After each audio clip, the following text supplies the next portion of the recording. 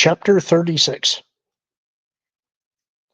The sludge was a greenish black, thick, oily, and it stank worse than anything Luke had ever smelled before. Dregs of the dregs, the silty goop was liquid, or at least fluid, and it flowed around their feet, sloshing sometimes deeper than their ankles. Luke was very glad he had calf-length boots with his new clothes. The tunnel in which they walked was as big as Vidkun had promised. It was lighted from a row of somewhat dim overhead glow sticks, but bright enough to see as much as they wanted. Something ahead of them chittered, and there came a pair of splashes, as if somebody had dropped a couple of head-sized stones into the inky liquid. Chewie, in the lead, muttered something. He sounded quite agitated. He stopped moving. Lando, right behind him and just ahead of Luke and Vidkun, said, "I heard it. It's not my fault you didn't want to wear boots. Go on. It's more afraid of you than you are of it." Behind them, bringing up the rear, Dash said, "Yeah, better watch yourself, Chewbacca. I hear that sewer serpents love Wookiee toes." Chewie's reply to that was short, sharp, and probably obscene. Lando said, "Fine. Forget the life debt you owe Han. Let the bad guys keep Leia because you're afraid of a toothless little slitherette." Chewie growled, but started moving again. Vidkun said, "What's with the Wook?" "He doesn't like little swinging or running things," Luke said. "He really doesn't like 'em." Vidkun shrugged. "A few hundred more meters," he said. He was apparently unaffected by their slog through the foul flow sloshing against their legs. "Hey," Dash said. "Look out!" Luke spun, pulled his lightsaber from his belt, and thumbed the weapon's control on, just in time to see a large bloodshot eye pop up on a fleshy stalk attached to something slithering through the murky effluvium towards him. He also caught sight of Dash's fast draw. A Dionica. "Don't shoot!" Luke ordered. With that, he dropped into a crouch and swung the lightsaber. The Dionica tried to duck, but it was too slow. The shimmering beam of hard light sliced through the stalk, and the eye tumbled into the sludge. The wounded creature began to thrash wildly, heaving large and muscular coils of its body every which way.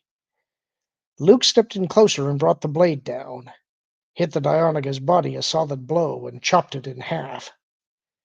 The cut pieces continued thrashing, but the spasms quickly subsided.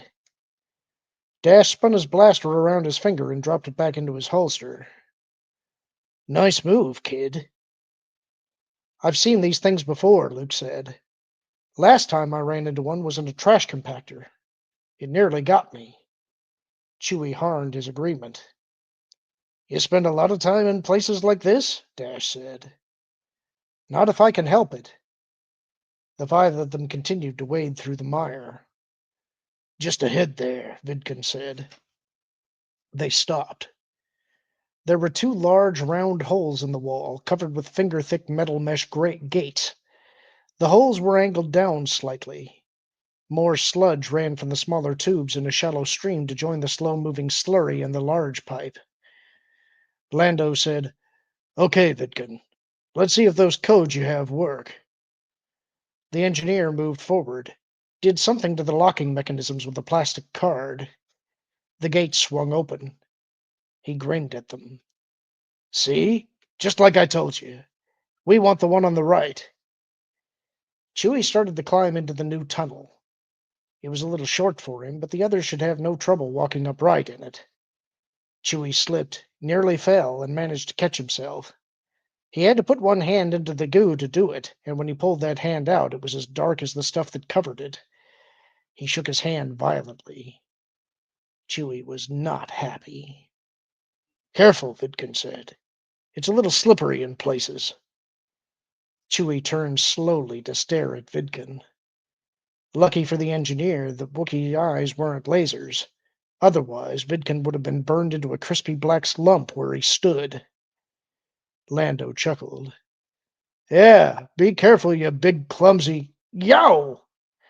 Lando skidded and sat down in the sludge. He came up fast, but not fast enough to keep his backside from being soaked.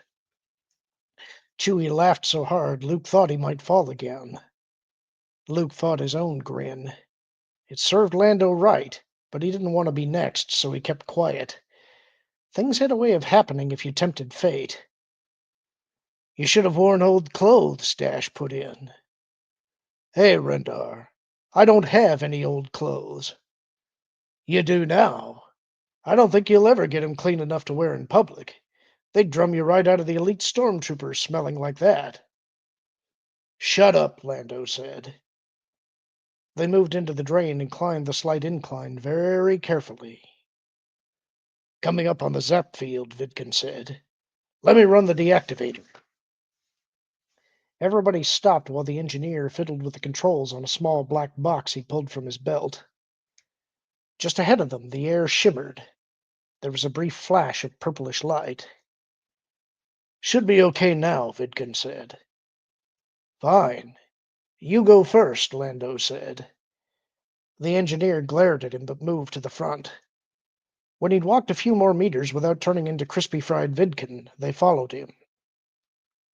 You'd think that after a while you'd get used to the smell, Luke thought. But it seemed to be constantly shifting, going from bad to worse, bringing forth stinks he'd never imagined. It was going to take a real hot and real long shower to wash the stench off. Where they walked, the sludge reflected the pale glow-stick light onto the walls of the tunnel in eerie, rippling waves. The smallest sounds were magnified and echoed, lapping back at them from the hard Duracrete walls. Not far now, the engineer said. Good, Lando, Luke, and Dash all said together. Chewie said something too, and Luke didn't need a translator to figure out he was in agreement. Better to face Shizor's guards than endure this guck much longer. There, Vidkin whispered. There's the entrance to the building. It leads into the recycler in the sub-basement. There won't be any guards inside the recycler itself, but there will probably be some in the adjoining flow chamber. Here's the key to the rat grate. He handed a plastic card to Lando. See ya. He turned to leave. Dash stepped in front of him. Where do you think you're going? Hey, I'm done. I got you to the building. I got you the floor plans for the place, and that was the deal. Well, I guess you have us there, Dash said. That was the deal, all right. But see, there's been a little change in our itinerary. Vidkin looked alarmed. Easy. We aren't going to blast you or anything. We'd just like you to come along until we get to a place where you can safely wait for us. Vidkin wasn't having any of it. No offense or anything, but what if you get killed? I might be waiting a long time. I guess you'll have to take that chance, Lando said. It's not that we don't trust you. It's just that we don't trust you. Besides, it'll be a lot nicer inside. He waved at the gurgling black flow. I don't mind the runoff, Vidkin said. I'm in it all the time. Nevertheless, we insist, Lando said. He patted his blaster. Vidkin shrugged. Well, okay, since you put it that way. And before anybody could react, he pulled a small blaster of his own from his coverall and started shooting wildly. Luke hadn't seen it coming. The guy didn't seem to be the type. As a result, Luke was slow to clear his lightsaber. The first shot seared past, a clean miss. The second shot hit Dash. Luke heard him grunt. Move, Luke! The engineer didn't get off a third shot because Dash snapped his blaster up and put a bolt right between the man's eyes. Vidkin went down with a gooey splash that sprayed black onto the tunnel walls. He slid a little way down the gentle slope on his back, turned slightly, and then stopped. A wisp of smoke rose from the ragged hole in his forehead. Dash? I'm okay. Just scorched me a little. He turned and showed the burn along his left hip. The bolt had sliced a clean line of Dash's coverall away and raised a large blister. It wasn't even bleeding. Don't get any of this crud on you, Lando said, waving at the sewage. Probably wouldn't do you any good. Where'd he get the blaster? Luke said, replacing his lightsaber. Must have had it all along, Lando said. What I'm wondering is, why'd he do it? We weren't going to hurt him. Guy like that, he figures he sold out. Why shouldn't we? Dash said. Luke opened the first aid kit he'd brought and offered Dash a surgical dressing. Dash slapped the patch on over his hip, pressed the seal, and relaxed a little as the topical painkiller in the bandage coated the wound. He moved to look down at Vidkin. I stand corrected, he said. I guess we were going to blast you, but it wasn't our idea.